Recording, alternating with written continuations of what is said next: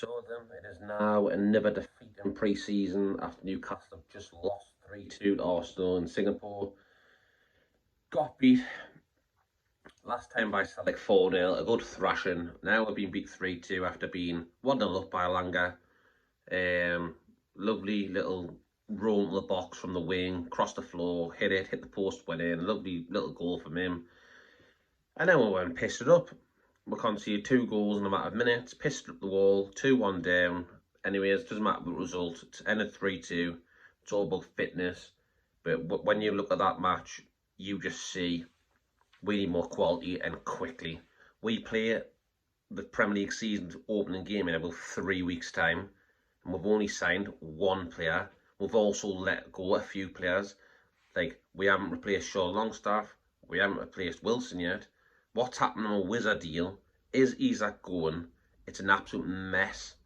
This was meant to be, this was meant to be our summer to really go out there and put a statement out and sign some quality. 4 or 5 quality players, add to the team so we can compete with Champions League and the Cups and the Premier League next season. And we actually look weaker. We look weaker. Weaker midfield. No, if Tonali, Joelinton or Bruno gets injured, who have actually got on the bench? Lewis Medley, that's it. We haven't got anyone. What, Willock? It's not good enough. We need somebody else in that midfield. And I'm ranting on there about that, but we might be talking about the bloody pre-season result, but it's all lack of players. We need some players and fast. And our pre-season's all about fitness and all that. And our Botman went down as well with his knee, and that was terrifying. But we're also hearing now that he was actually walking. I think Craig Hope said on his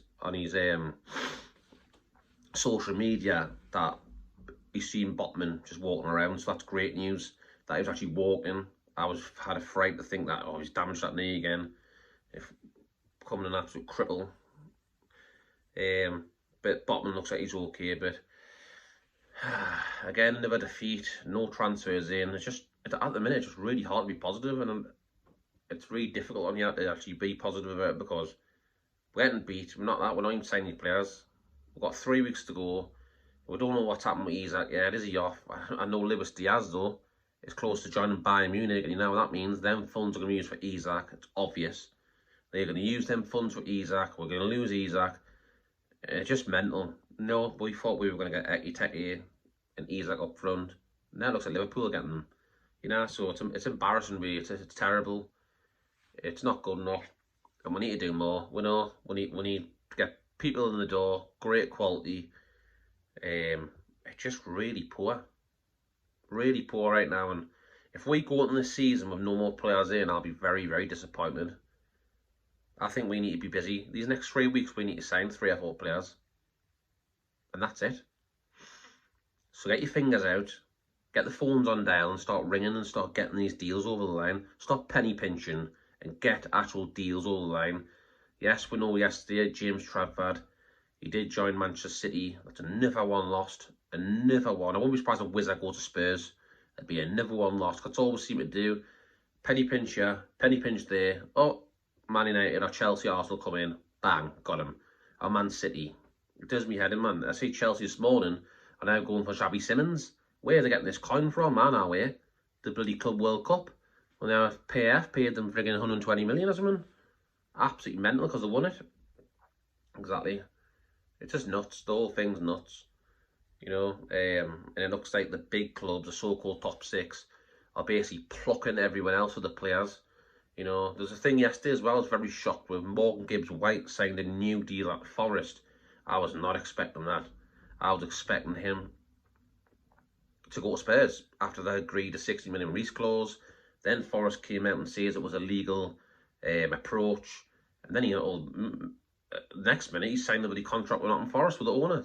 Absolutely crazy. So I'm hoping, there is hope with Isak. Yeah, if Morgan Gibbs-White can sign a contract at Forest and turn it around, why can't Isak get an upgrade? Pay him 200 grand a week, give him an offer on the table. Either signs it or he leaves. Give him the opportunity, and that's all we need to do. But I'd like Isak to stay, simple as that. Build around him. If we can have Isak and get Sesko in as well, that'd be class. You know what I mean? Why not? It's amazing. Why do we have to sell to buy? We don't. Eddie Howe said the other day in the press conference that we've got money to spend. We're financially great. So if that's the case, then let's start splashing some cash, getting some players through the door, and let's have a really good go at the Premier League this season and the Champions League and the Cups. Simple as that. But anyways, I'm just waffling on there about stuff.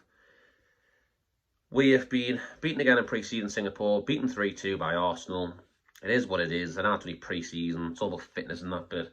2 defeats on the row for Newcastle United, 4-0 Celtic, 3-2 Arsenal.